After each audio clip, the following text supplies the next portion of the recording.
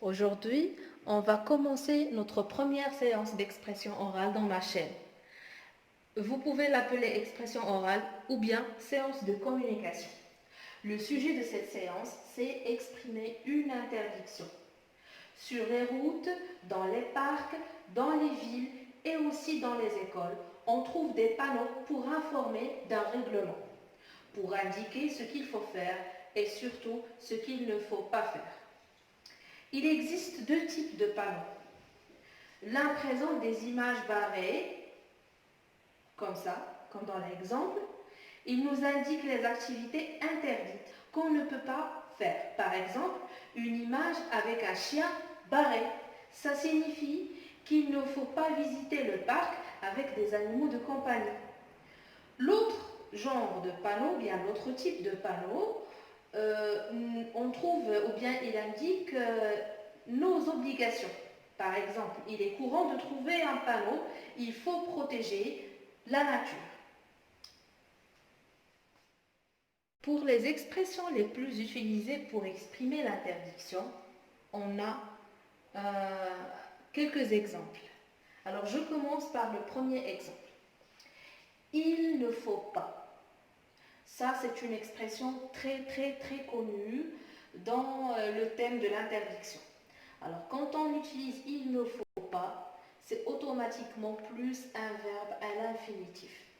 Déjà, pourquoi le verbe doit être à l'infinitif? Je vais vous parler du côté grammatical, parce que ici, il s'agit de deux verbes qui se suivent. Et la fameuse règle nous dit que quand deux verbes se suivent, le deuxième se met à l'infinitif. On a déjà le premier qui est conjugué.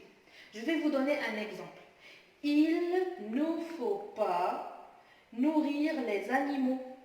Par exemple, quand tu rends visite à un parc ou bien aux zoos, on trouve un panneau qui interdit le fait de donner de la nourriture aux animaux. Je passe au deuxième exemple.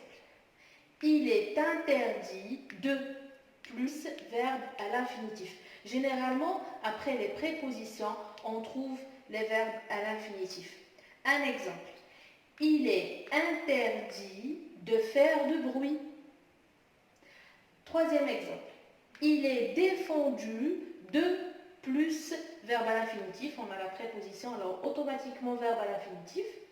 Un exemple. Il est défendu de fumer ici. Alors, par exemple, quand tu es malade, tu vas au cabinet d'un médecin. Généralement, on trouve une petite feuille collée soit à la porte ou bien dans la salle d'attente où c'est écrit « Il est défendu de fumer ici ». Exemple suivant, interdiction de plus verbe à l'infinitif. Bien sûr, puisqu'il s'agit ici de la préposition, automatiquement le verbe à l'infinitif. Alors la tâche est facile. Si vous voulez utiliser des expressions, dorénavant, ce serait trop simple pour vous. Voici les expressions, ajoutez des verbes à l'infinitif. Alors, je vais vous donner un exemple. Interdiction de stationner sur les trottoirs. Et généralement, les gens, bien les conducteurs, connaissent très bien cette expression parce qu'on la trouve toujours. Il nous signale toujours cette interdiction de stationner votre voiture, véhicule, quoi que ce soit, sur les trottoirs. Exemple suivant, défense de plus verbe à l'infinitif. Exemple, défense de jeter les ordures ou bien des ordures. Avant de terminer, je vous invite à faire un petit exercice.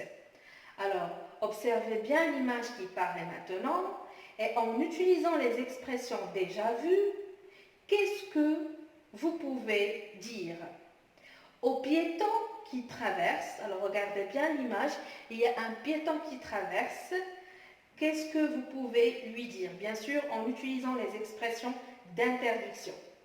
Oui, deuxième consigne, c'est la même chose. Qu'est-ce que vous pouvez dire au moutard qui roule sans casque? Le moutard, c'est celui qui conduit une moto.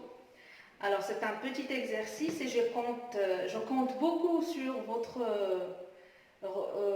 réaction, vos retours.